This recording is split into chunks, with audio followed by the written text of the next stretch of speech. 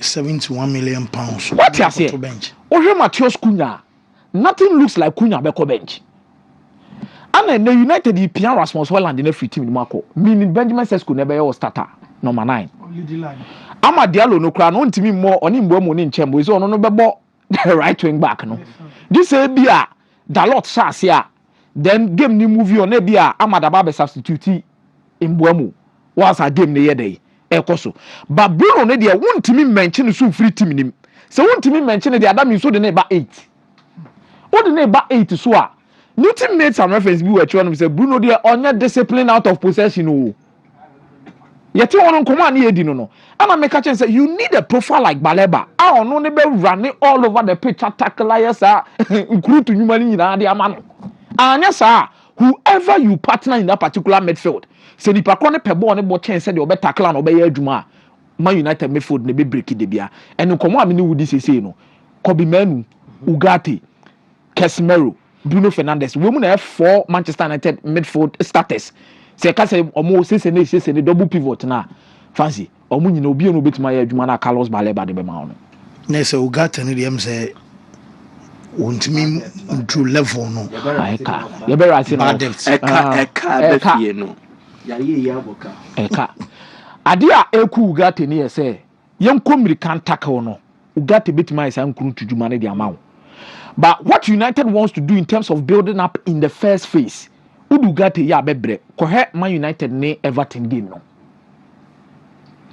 And the last game at Man United, but I think it was against Bournemouth also Ofie, Old Trafford. Bibia says see, I'm not saying the same mistake. But Baleba no first phase build up, Newton Castle been the first touch or be protected ball no. And the first or be driving ball no. You need him in your first phase. You need him. You really need him in your first phase. That is why United is pushing it. But United and Yano Sama we are. Fancy, trust you me. United will bear 30% of securing this boy either in January or even the next summer. So United and Timmy and Fan Sambre ya. Summer no go for be back no. Madrid crabby to my back. United will bear 30% chance of securing this guy next summer. What raise a very important yes because a Basana obe torn between Send be a Madrid B. Madrid or because Samuel United were in the better position of bidding for him and going in for him. But came and back. Madrid could even decide so be for Abia. I'm not saying Enzo will move to Madrid. In certain cases, Madrid can decide that Enzo will go in for Enzo. Or for Enzo. Chelsea can decide to come in for Baleba. And now Chelsea beat Maton Lavia. And decide say okay, Mami Kofa Baleba and Fanembra. Chelsea will scan all the bit Fanaba. Liverpool can also decide say Gravenberch a bread. Ono kwan e 6 ye bet ye pese ko fa Baleba de neba Liverpool will scan so bet ma fan de naba Wontumi City akotetare ho kakra now Rodri injury situation no City e bia se sia mpempen am na wo kasa no City wouldn't need Baleba but you know sama no obetuma kasa oh let me move on Rodri maybe after the ACL let me move on Rodri we go for Baleba de na Liverpool cry my Liverpool for Baleba pen on what somewhere Liverpool for Baleba nya check akra yeah market dynamics in the best and United are the front runners but the best is market dynamics so United enya no enya ni say dia bet 30% quickly I think say me ni nkomo akra about Garnacho issue no to Chelsea. Now somebody asked me a question say Garnacho ne get things one yard here. No credit nyame enim nie. Say ye the statistics ne tun se ne ni de omumi enu statistics ne to on ma pede me de mani akwa akohu no. Me for de ama Shadrack here. Get things we animu osoro. Garnacho. But I think the reason why Chelsea are so much bent on getting Garnacho in this setup is to provide one competition. And number 2, Garnacho with the Premier League experience, say. Wabo Premier League ni be chen getting. He knows when to start. And he can big games are. To be very honest with you, Garnacho has always showed up in the big games at United ball. Against Chelsea. Against Liverpool.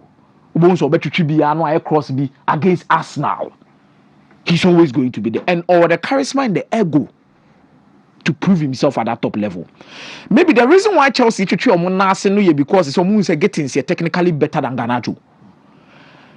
And Garnacho so no all more matches be brilliant. It's 50 million now more per no. Two different scenarios. I agree to the fact say what on Madueke 52.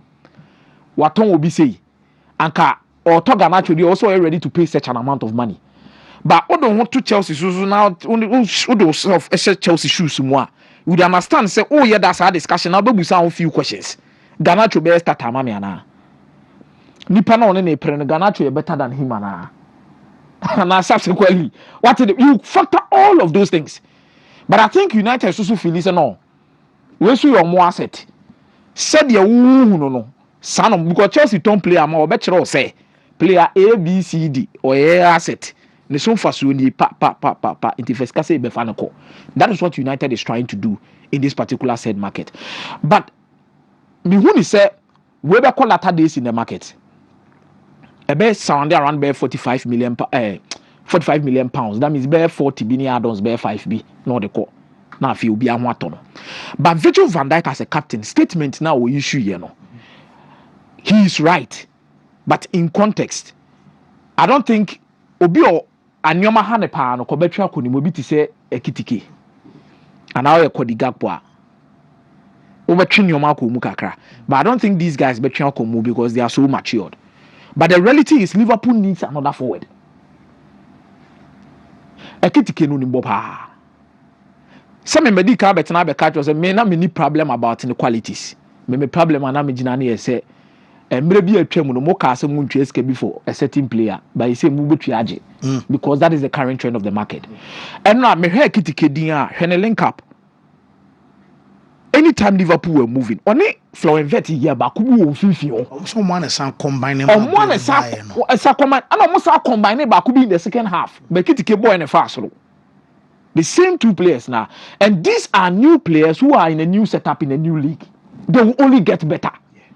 Florian Vett and Ekitike combination they will only get better. But Liverpool here another forward. It's another make a choice say Salah here Jumadi. But sometimes you need more than one game changer in your team. It's Alexander Isak no. Liverpool should push further and make sure some Mosabit Makane. But situation it is say Anthony Gordon Newcastle Liverpool issue last summer. Liverpool ko na so Anthony Gordon. Ana almost say beton ye ni mu bedi nkomo. But almost fetch Cotton Elliot Anderson. E de ma Nottingham. Ana almost aton Yakubu Minte. E de ma Brighton and Hove Albion. Ana mo be ye okay no mo say there be. Any en discuss we no kra. The 150 million dey no kra e Kylian Mbappe mu price. Says can e Kylian Mbappe mu bo ni bi ne dey omoto. But maybe a situation regional say no. Liverpool will need another forward. So many Isak Ahwan. Let's see a coach in so as more. But I think Liverpool will need centre backs that will push or more on that or learn under them to make sure somebody median service also. But I'm happy say league, you know. I feel ready. MSA is going to be the league for strikers. Okay. Centre forwards. Wow, centre forward meeting my Jumane. It is a question of the day, no. Na manager be me say ba ko pe na asset to no mate ba ko pe na asset to no yo so ni ba ko na asset to no oh say simusi why Pedro simusi ono ya striker nti en kan ayo ko to de yo Mike